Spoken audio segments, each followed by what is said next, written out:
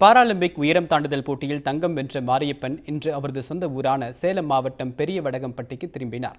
அப்போது சென்னையிலிருந்து இன்று காலை புறப்பட்ட மாரியப்பன் மாலை 4 மணி அளவில் சேலம் மாவட்ட எல்லையான தொப்பூர் வந்து சேர்ந்தார்.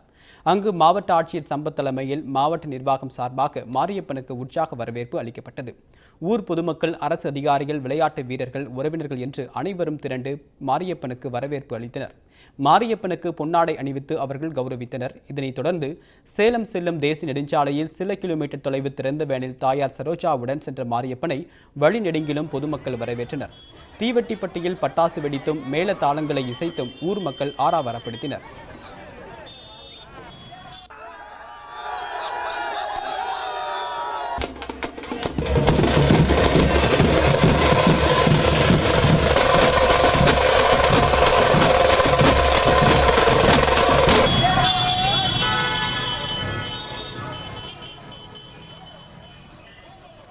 பின்னர் காடையாம்பட்டியில் இருந்து சொந்த ஊரான பெரிய வடகம்பட்டிக்கு திறந்த வேனில் அமர்ந்தபடி மாரியப்பன் அழைத்து செல்லப்பட்டார்.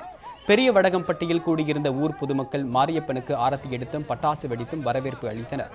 பின்னர் அவர் வீடு அமைந்துள்ள வீதியை நடைப்பயணமாக சுற்றி வந்து வீட்டிற்கு வழி அனுப்பி வைத்தனர்.